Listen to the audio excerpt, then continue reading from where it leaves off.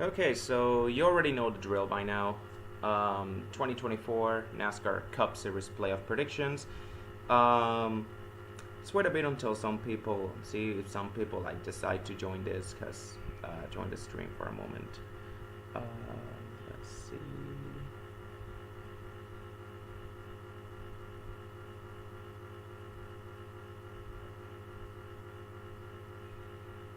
Yeah, the video hasn't started yet. I want to see if I can get some people to join in.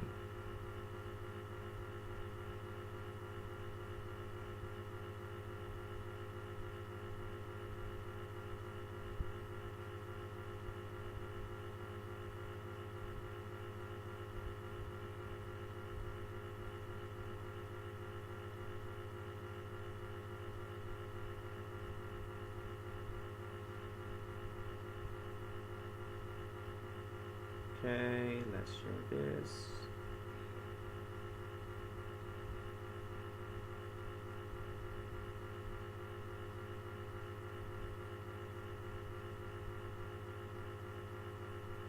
Check this.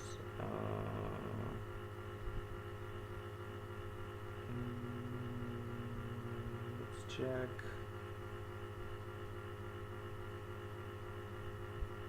Let's put this over here.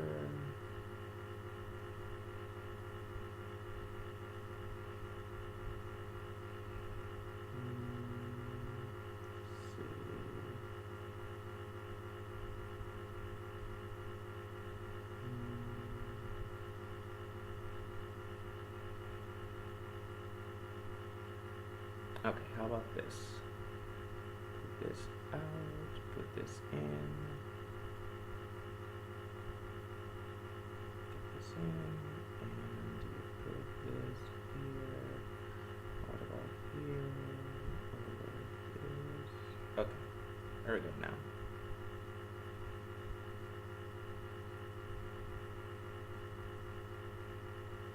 Okay.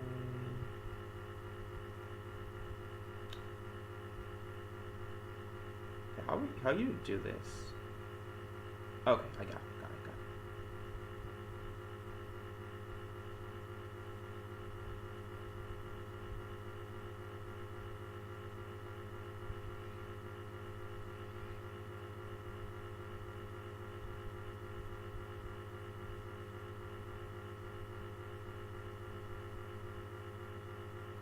Okay, let's use.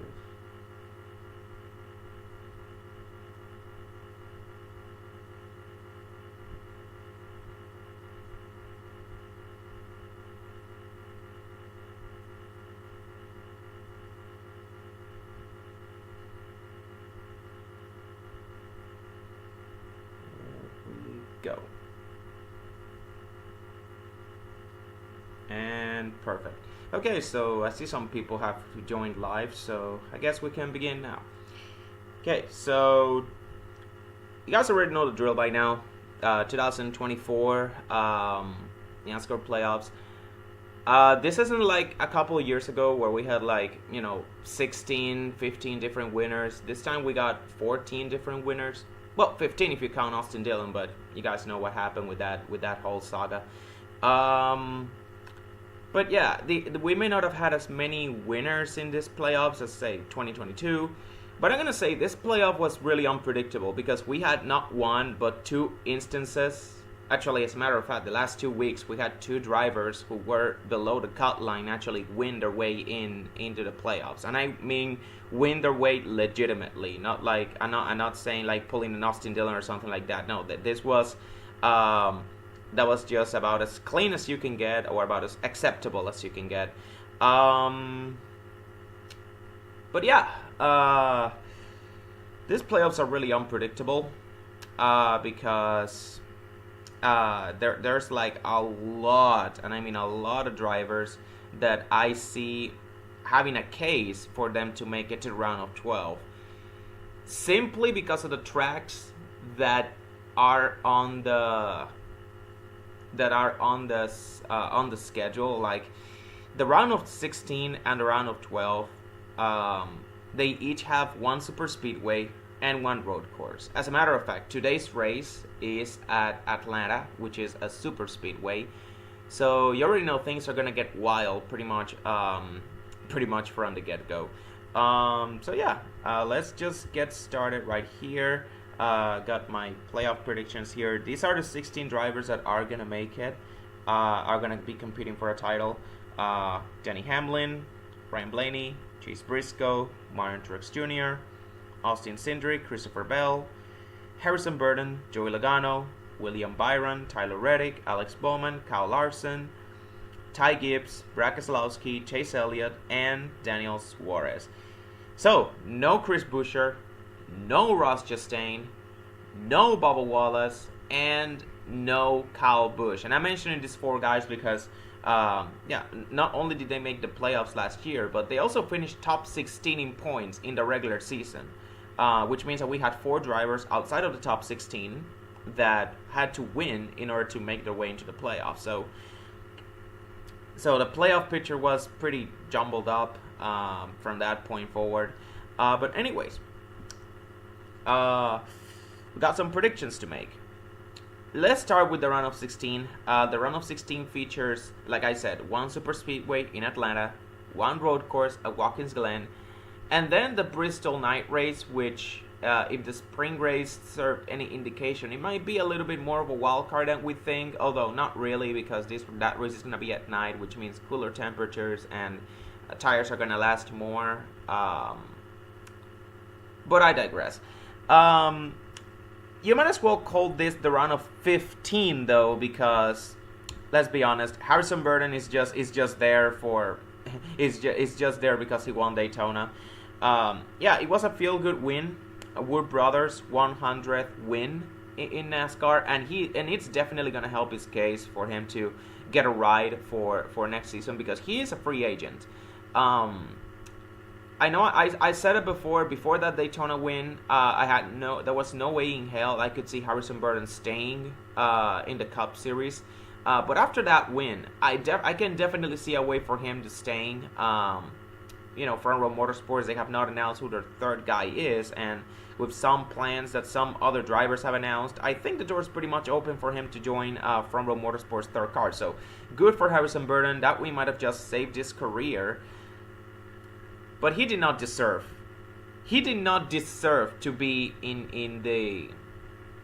He did not deserve to make it all the way to the playoffs or have a guaranteed top 16 finishing points. Let's be real. That's just way too much. This is the first instance that the top 30 rule was implemented. And it almost, and I'm going to say this right here, it almost happened twice with Austin Dillon. Like, how crazy is it that the guy 31st in points won his way into the playoffs, then it was found out that he didn't race with integrity. Let's just leave it at that. Didn't race with integrity, so the win, he kept the win, but his playoff eligibility was stripped. And then just a few weeks later, the guy 34th in points actually was at the rock bottom. Harrison Burton was below Zane Smith in points. Can you believe that? Zane Smith has had an atrocious season. So atrocious, in fact, that Trackhouse just terminated his contract after 1 year, and Spire released him from his ride in favor of Michael McDowell. Like, that's just how bad the season for Zane Smith was. Yeah, Harrison Burton was having an even worse season. And even with that Daytona win, that Daytona win didn't move the needle that much. He would have been still 34th in points. He would still be at the rock bottom of the standings if we went by the full season format, if we went by full season points. But yeah, if you don't count Harrison Burton, every other driver outside of the 21 has a chance or a case to make it to the round of 12. And I've seen a lot of debate here. I've seen that Martin Truex Jr. and Alex Bowman, they're just not gonna, that there might be candidates to be out in the round of 16. And while I do see the argument, let's be real. These two guys, they are driving for in my opinion, the 2 best teams in all of NASCAR. Hendrick Motorsports for Bowman, Joe Gibbs Racing for Truex. Bowman is in a bounce back year. Truex is final full-time season as a driver. That being said, I just cannot fathom seeing a Joe Gibbs Racing driver or a Hendrick driver being eliminated in the round of 16. That being said, I agree that they're not true championship threats, or they're not championship threats. I would say Bowman is arguably the weakest link at Hendrick, and that's not a bad thing. Like, the weakest link at Hendrick is still like a top 15 driver at worst. I've seen some people saying that Bowman doesn't deserve his ride, but he's had a pretty under the radar season. And that's exactly why I cannot see Bowman making it being a first round exit. It's because you haven't been paying attention. A lot of people bring up the number of laps led, bring up the number of laps led to bring up saying that Alex Bowman has led less laps than some drivers that didn't make the playoffs. Again, Alex Bowman, he may not be up front in lead laps, but he can ratchet up consistent results, and he won on a road course as well. His one win that locked him into the playoffs came at the Chicago street course. So yeah, even though he's kind of in a bad spell ever since that Chicago win, I do believe he has a history of turning it up in the playoffs. So I do believe Bowman is gonna make it out in the first round, and I'm gonna go as far as to say Bowman actually has a chance to make it to the round of 8. A pretty slim chance, but I think he does, because Watkins Glen, Charlotte Roval, Bristol, he also finished top 5 in the spring race. And Atlanta and Talladega, they're super speedways. I know Bowman's not like an excellent super speedway racer, but he can definitely take advantage of attrition. He can definitely win. He has proven that he can win wars of attrition at times. So yeah, I'm gonna go out of order here. Bowman is kind of a round of 12 guy, but yeah, I'm gonna go out of order here. I'm just trying something different in this video. Instead of going by the 4 drivers are gonna be eliminated, I'm gonna be going out of a little bit out of order here. But yeah, Martin Truex Jr., same thing. I just do not see them being eliminated in the round of 16. I think Truex would do enough to survive. I think Bowman, he'll do pretty solid. But yeah, let's see here. Now I'm gonna be talking about 3 drivers that I can just group them up together. Daniel Suarez, Chase Briscoe, Austin Cindric. 3 guys that, like Harrison Burton, these 3 guys, they also fall in the category of they were outside the top 16 in regular season points, but because they won a race, they made their way to the playoffs. With that being said, the 14, the 2, and the 99, I think they have a better chance at making it to the round of 12 than Harrison Burton. Austin Cindric is good on super speedways, and he is also good at road courses. And coincidentally, the round of 16 has a super speedway and a road course.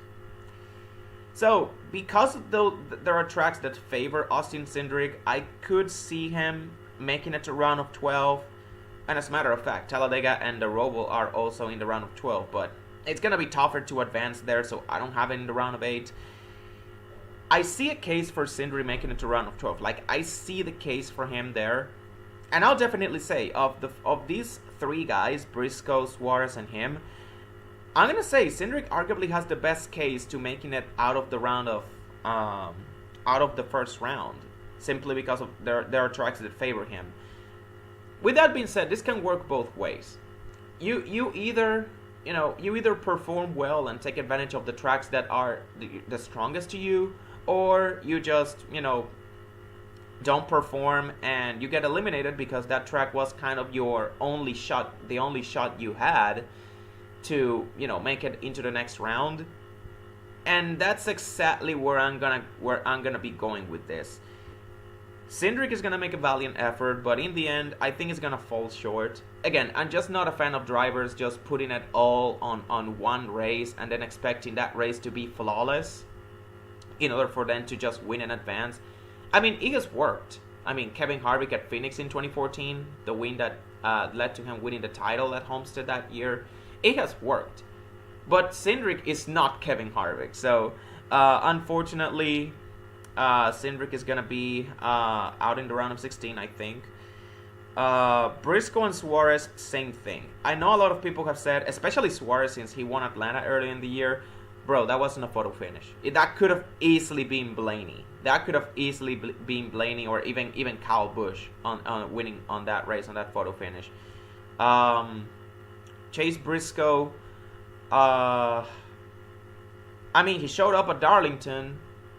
I'll give him that, but outside of that race, Darlington was the strongest race I had seen Briscoe run since his other win at Phoenix in 2022. So yeah, same thing with Cindric. I don't see Briscoe advancing past the round of 16.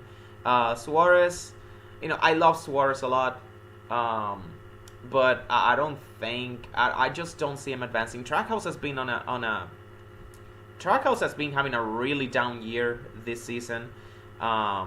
They've just been gradually trending downward since Chastain made the championship 4 in 2022. Something needs to change. I don't know if the arrival of SVG will fix some things. It may not.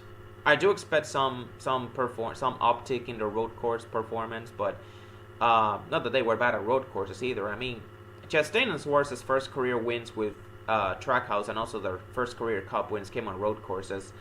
And Suarez is pretty sneaky good on road courses. So like Cindric, I can definitely see a way for him to make it past the round of 16 because, he won Atlanta and Watkins Glen's a road course.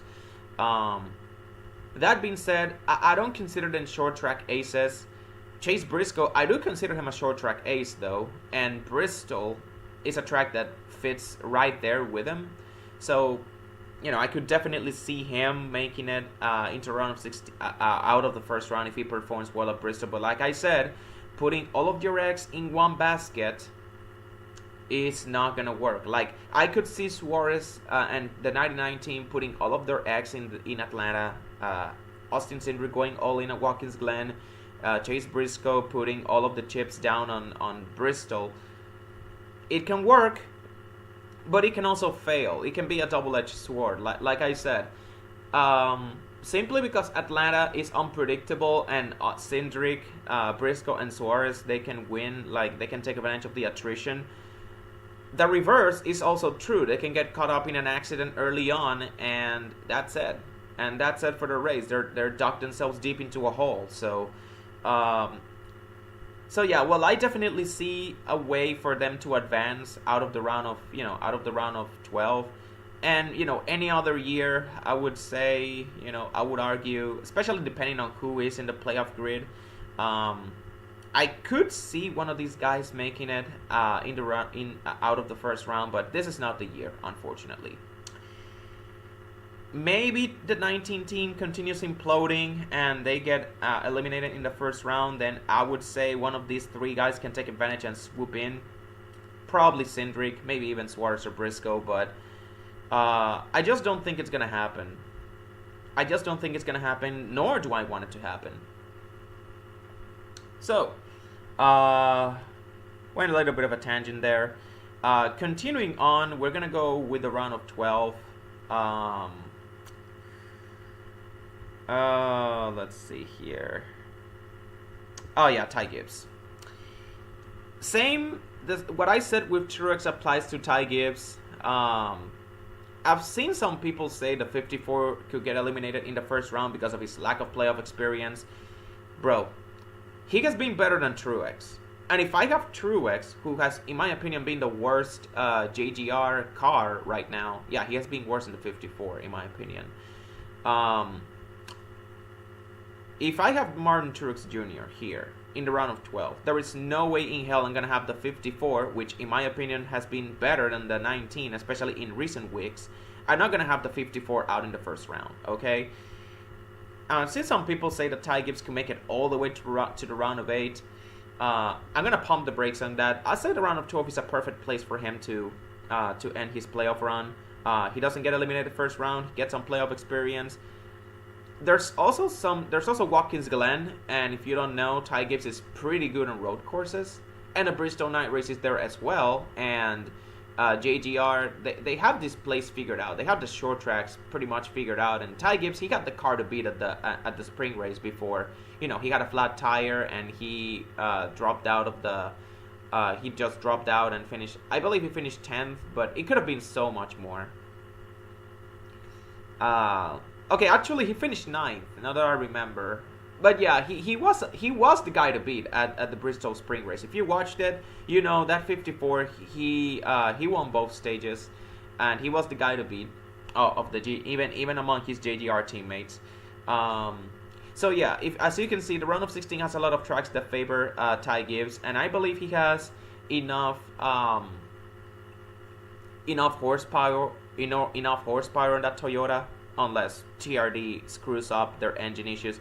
And that's another thing that worries me, that, you know, as we saw with Denny Hamlin in qualifying, something might happen with the Toyotas. Toyota TRD, their engine department has been pretty iffy. You know, just 2 weeks ago they made a big mistake that caused Denny Hamlin to lose big time in the point standings. So yeah, maybe those woes continue. Maybe they pull it all together. I'm leaning more towards the latter because, you know, JGR is a top team. They're gonna figure things out, just like they figured out the new Toyota Supra. But yeah, going back to Ty Gibbs, round of 12 is just a perfect place for him to end his playoff run. Even if he earns his first career win along the way, I don't think he's gonna make it into the round of 8. Unless he wins in the round of 12, but I don't think it's going to happen. I think his first career win is going to come in the round of 16, and it's going to be either Watkins Glen or Bristol. But after that, even with the momentum that he has, I don't think it's going to be enough for him to make it another round, to survive another round. I don't think so. Okay, and with that out of the way, we got 9 drivers that can make it to the round of 8. In my opinion, I have to eliminate one of these guys. And as much as I don't want to do this, I'm being very reluctant. Very reluctant. Logano is not going to make it to round of 8. Unfortunate, I know. I have been hyping up this even year Logano thing. And it could very well happen. Logano turns it up in the playoffs. He may go on a crazy run and make it to the championship 4 like he does every other year. But I think the streak is gonna stop here. It took me some time to admit, but I'm gonna be honest here. This is not the same Joey Logano that we saw in 2022. Ever since that 2022 title, it feels like that 22 team has been in a perpetual championship hangover. Ever since then, they've been checkers or wreckers, and even on the days that they're not checkers or wreckers, they just finish mid-pack. I don't know. This 22 team is really hard to figure out, and I'm gonna call them the biggest wild card of the playoffs because they could either be eliminated in the round of 12, or they could make it all the way to the championship 4. Or they could also pull something could happen like they did to them last year, and they could be eliminated in the first round. I don't know. Who knows? Logano is a wild card. He's a definite wild card. And as much as I would like to put him at the very least in the round of 8, I cannot in good faith, because I'm gonna just put this right here. Larson, Hamlin, Tyler Reddick. I got these 3 guys as part of my championship 4. Ryan Blaney is a defending champion, so he can at the very least make it to round of 8. Same thing with Bell and Byron, and Keselowski and Elliott. Keselowski has had the best season of RFK.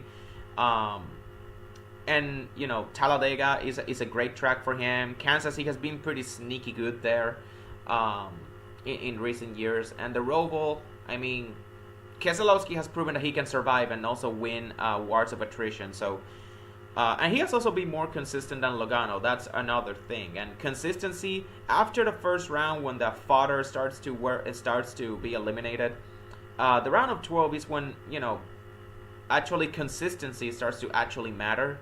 And running in the top 10 and getting stage points, that is the point where it actually starts to matter more. And Logano, who has been known for just winnings and racking up stage points, he has not been that in 2020. He has not been that in 2024. He has been trending downwards. This season has been even worse than 2023, as a matter of fact. So I cannot, as much as I would love to just put him here, just to be generous, I cannot in good faith, especially considering that the competition that he's up against in the round of 8, or the drivers that I think will make it that far, I just cannot in good faith put him in. Okay, so I went on a bit of a tangent, and as you can see, I went ahead and put Kyle Larson, Denny Hamlin, and Tyler Reddick in my Championship 4. During the Darlington, the Southern 500 broadcast, Jeff Burton pointed out something pretty interesting about how Kyle Larson, Denny Hamlin, and Tyler Reddick have kind of been like the big three this season. And the more I thought about it, the more it made sense, because Larson, Hamlin, and Reddick have been arguably the best drivers of their respective teams. I say arguably because there is a debate on between Denny Hamlin and Christopher Bell over who the better Joe Gibbs Racing driver is. You guys are gonna see who I picked to win the title. It's not gonna be Hamlin, that's for sure. But yeah, and also another thing, like I said, the more I thought about what Jeff Burton said, the more it made sense, because these guys are among the best drivers of their respective teams, and they also drive for the 3 best teams this season. I mentioned about how Hendrick and JGR, they have been neck and neck. They have been the 2 best teams so far in this regular season. 23XI, they have been arguably the 3rd best team. Better than Penske, better than RFK. And most of that has to do with Tyler Reddick just winning the regular season title. And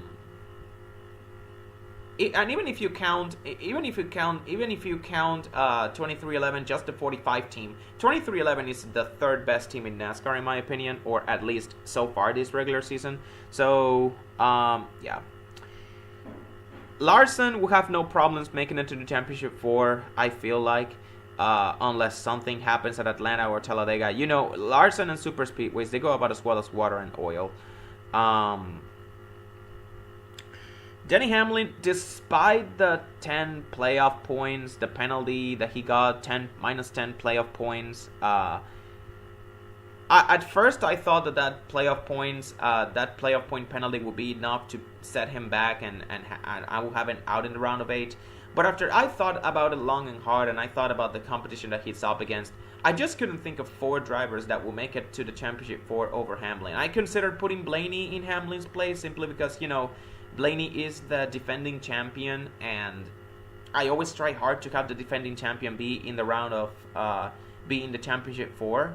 And yes, Ford, after that slow start, Ford has definitely bounced back, and they have been, they have returned to form, or about as good as they were last year, which may bode well for Blaney, considering that last year he won the title after going on a hot streak last year. I don't know if he's going to repeat that though, but I do believe he has enough, title experience or playoff experience to, at the very least, make it to the round of 8. Again, I cannot in good faith put him in the Championship 4 along with Larson, Hamlin, and Reddick, because he also has these guys to worry about. Not Keselowski though, and not Chase Elliott either. I feel like Ryan Blaney is better than these 2 guys. But Bell and Byron, they definitely are a tier above Blaney.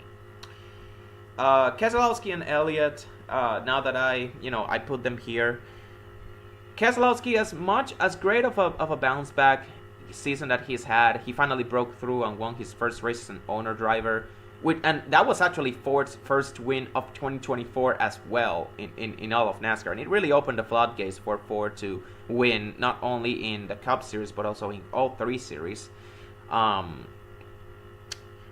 But yeah, even though it has been a really feel-good story, that 6 team, I feel like the journey stops here. Similar to how it happened with Chris Buescher last year. RFK Racing, they are trending upwards, but they're still outclassed by Hendrick and JGR, and now 23XI. and now 2311. 2311 looks like they have gotten the jump on RFK, even if it's just Reddick, even if it's just Tyler Reddick just single-handedly carrying them. But I feel like 2311, they definitely have made the jump to a top 3 team in NASCAR. Don't get me wrong though, RFK, they're still the best team. They're still a top 5 team, either the 4th or 5th best team, depending on how you feel about Penske. I'm gonna put them at number 5 for the time being. It's still a debate which one between them and Penske is better, but the fact of the matter is, the best 3 teams are either Chevy or Toyota. There is no Ford here. The best bet for a Ford to make the championship 4 is Blaney, and I don't have Blaney in making it all the way. So why would I have Keselowski making it all the way? Chase Elliott, he can make it to the round of 8 off of consistency. I said consistency matters in the first 2 rounds, but when it comes to the round of 8, it's not just consistency. Stage points also matter a lot. And unfortunately, I don't know about you, but Elliott, despite him being consistent, I haven't seen Elliott really run up front as much as the other guys. Christopher Bell, William Byron, Larson, Hamlin, Reddick, hell, even Blaney. So unfortunately, I cannot justify Chase Elliott putting Chase Elliott here, putting Chase Elliott above any of these guys. Yeah, he may have finished like 3rd in regular season points. He may have the 2nd best average finish behind Tyler Reddick. And he may have started the season with, like 20 or 19 consecutive top 20 finishes or something like that.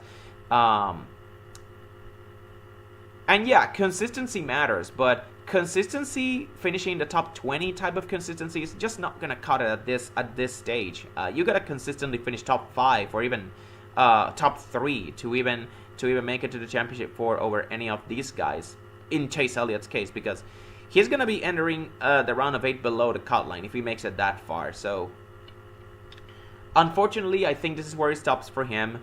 It's not that bad though. Definitely a great bounce back season for him. But I've seen some people saying that Elliott will make it to the championship 4 all the way to Phoenix, and I just had to pump the brakes on that. So the final spot is gonna come down to Christopher Bell and William Byron. I said it before the championship 4. Larson's gonna be pretty safe. Hamlin, he is gonna make it despite the -10 playoff point penalty that he got. I think he's still better than Blaney, Keselowski, Elliott. He's still better than the rest, aside from Larson. So I believe he can make it to the championship 4. Tyler Reddick, his only Achilles heel is Martinsville. So I don't think he's gonna have it as easy as Larson and Hamlin because of that. That being said, Reddick has three things going in his favor that I think are gonna help him make it to Phoenix this time around, unlike last year, compared to last year. Number 1, he has more playoff points.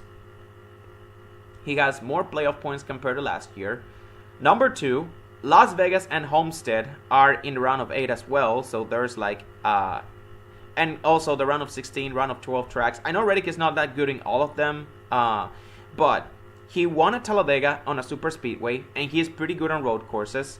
And Bristol is a track that suits his driving style. Then Kansas, he won at Kansas, last year. Talladega, he won at Talladega earlier this year. Charlotte Roval, he won the pole for that race last year.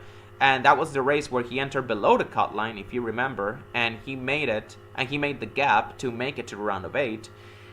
And then in the round of 8, you got Las Vegas and Homestead, which are 2 tracks that definitely favor Reddick's and his driving style of running way up the outside wall, particularly Homestead. So, as you can see, there are a lot of tracks that favor Tyler Reddick before Martinsville. So there is a chance for him to not only win another race, but also rack up some additional playoff points on his way to making it to Phoenix.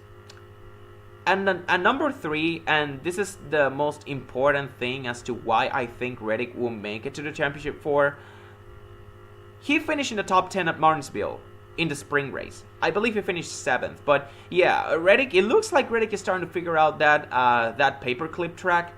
So yeah. Well, I don't think he's going to have it as easy as Larson or Hamlin. I do think Reddick has what it takes to make it to the Championship 4 and be a dark horse threat in the process. I know it's crazy for me to say this because Reddick just won the regular season title. He's just coming off the heels of a regular season title with crazy consistency, but Larson and Hamlin have been the class of the field in this regular season. They have been 1-2. I saw this stat about Larson and Hamlin that they have spent 1,000 laps running within one position of each other, and I bet about half of that. And I bet about half of that, or 30-40% of that time, they were them running 1-2. I bet you. Like I haven't seen the breakdown of those numbers, but I'm pretty sure that most of those laps they were running 1-2 because they have been the class of the field. Reddick, I'll say, is like a kind of a number 3 simply because of his consistency, and he definitely has what it takes to pull off an upset. That being said, I don't have him as my champion. Even though the Toyotas did really good even though the Toyotas did pretty good at Phoenix, I don't have him as my champion, as my championship pick. He's definitely a dark horse, though. So, final championship 4 spot. It's either Christopher Bell or William Byron. As much as I want to put Byron here just so I could see like 2 Chevrolets versus 2 Toyotas in the championship 4, unfortunately, I just do not have it in me to put him here. He's just going to barely miss out. I think Christopher Bell is going to make it to the Championship 4 as the 4th driver. I think Bell has been better than Byron this season. Like, Byron, he won 3 races, yeah. But those 3 races came in the first 8 of the season. 3 of the first 8 races, and he hasn't won ever since. Like, it's crazy how Byron starts off the season strong, and then after that, he just hits kind of like the summer slump. Obviously, the summer slump has not been as bad as it has been in years past. I think the 2023 season was a good indicator that even when Byron cannot win races, even when Byron is not winning races, he can still, stay consistent and stay winning, and stay, competing for top 5s and top 10s. But still, Byron right now is riding an 18 race winless streak. 18 race. That's half a season. And he won 3 of the first 8 races, mind you. So, yeah. He won 3 of the first 8 races, but ever since he has been winless for the equivalent of half a season. Meanwhile, Christopher Bell, in that same span, has won 2 races. Because he won at Phoenix early in the year, and then Byron won 2 more races. Christopher Bell has won at Charlotte, the Coca-Cola 350. It was not Coca-Cola 600, okay? But he won at Charlotte, and he also won at New Hampshire. He has won 2 races since the last time Byron scored a Cup win. And this is exactly why I don't have Byron in the round of 8. Like Alex Bowman and, these Hendrick cars, they have a tendency to turn it up in the playoffs. Byron is going to turn it up in the playoffs as well. But another thing that works against him is the fact that look at the competition that he's going up against. I just cannot justify Byron over Larson, Hamlin, Christopher Bell, or even Tyler Reddick. I just cannot justify putting William Byron over any of these guys. Even though there's technically like 6, maybe 7 guys if you count Chase Elliott, that can make it to the Championship 4. That can make it to Phoenix, but only 4 can make it in, and I believe these are the 4 guys that are gonna make it. But yeah, Championship 4. I think this is a pretty good Championship 4. These have been, in my opinion, the 4 best drivers of the season. A little bit lopsided because it's Larson against 3 Toyotas. I really wanted to put William Byron there, but I just could not justify putting him over Christopher Bell. Especially since I have an agenda. I'm pushing an agenda on Christopher Bell, and I've become somewhat of a Christopher Bell fan myself, so I just cannot put him in good faith. I just cannot put in good faith the 24 over the 20. I just cannot do that. So yeah, these are the four that I'm riding with. Pretty solid championship four. I feel like these have been the four best drivers this season so far. Again, a little bit lopsided. 3 Toyotas against Kyle Larson, but that's what we're working with. So I know I said we're racing at Phoenix. So this is a track that really favors the Toyotas because the new Camry, or should I say the new Toyota Camry, because if you remember the spring race, Toyota, they just ran away with that race. The only question was which of the Toyotas will win. You know, Christopher Bell eventually won because of a late surge that he had. But for parts of the race, it looked like Tyler Reddick was going to win. It looked like Hamlin was going to win. It even looked like Ty Gibbs or Truex could steal one. Could lock themselves into the playoffs early on with a win. But yeah, those 5 Toyotas were the guys to beat. Like, and all of 5 of them were Toyotas. So I feel like the championship race will run through these 3 guys. I'm sorry, Kyle Larson. It looks like, but this is a battle you just cannot win. This is a battle Larson just cannot win. He's pretty sneaky good at Phoenix, but if the spring race serves any indication, it looks like this is going to be a 3-horse race between the 3 Toyotas of Hamlin, Bell, and Reddick. And like I say every single year about Denny Hamlin, I do believe he has what it takes to make it to the championship 4. Yes.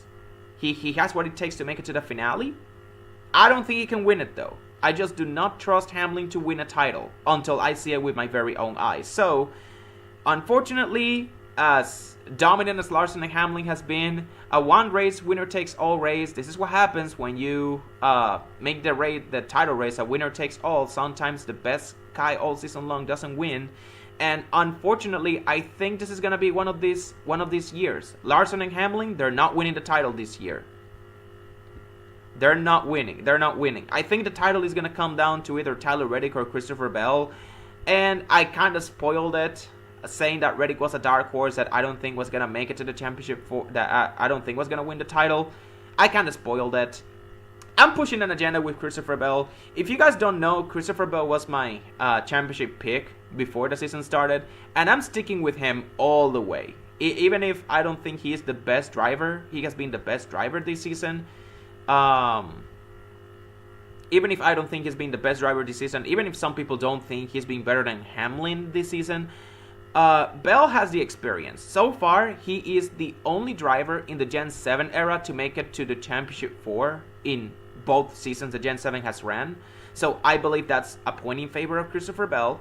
Also, the fact that he has more playoff points than Hamlin, if you count the penalty that Hamlin got. So right now, he enters the playoffs as the 2nd seed. So he has plenty of momentum. He's also pretty good. There's also a lot of tracks that favor him. The run of 16 has Bristol. The run of 12 has Kansas. The round of 8 has Las Vegas. And also Homestead. Although he won there last year, but I don't know. But Homestead is such a weird track for Bell because you think that Christopher Bell is gonna run good because he runs well on dirt. He's a dirt track guy because of his dirt racing background like Larson and Reddick, but for some reason, Bell hasn't been able to figure out Homestead like Reddick or Larson have. I know he won there last year, but still, I wouldn't consider him a great guy, a good guy at Homestead. I wouldn't consider him like a top dog at Homestead. It's honestly crazy, but there's always some tracks that definitely favor Christopher Bell, and I only mention the tracks that I believe he can win at to build his points cushion, and also Phoenix. He wasn't the best car at Phoenix. He wasn't the car to beat, but in the closing laps, like his car just came to life and he was passing guys left and right at a track that's pretty hard to pass as well. So yeah, Christopher Bell is my championship pick. So I feel you guys may think that this is a very straightforward playoff grid, but I will assure you we're gonna see a lot of surprises here. I know one of these guys, Cindric, Briscoe, Suarez, they're gonna make it out of the round of 12, and they're gonna eliminate someone from the round of 16. Someone from the from the round of 12 that I have here, probably Truex, because that 19 team is just imploding, but Could be Alex Bowman, although I don't think it's gonna happen. I kind of want Bowman to silence the haters and survive past, the first round. After that, he can just get eliminated for all I care, but I just want Bowman to make it past the first round just to prove a point here. Cindric could definitely make some noise and make it to round of 12. So these predictions aren't as clear-cut as you think, but if everything goes as I think it will, then this is who I am going with. And this is who I'm picking to win the title. So yeah, these are my edition of the playoff predictions. Now I'm just gonna have to sit back and see how poorly they age. So yeah, until next time, see ya.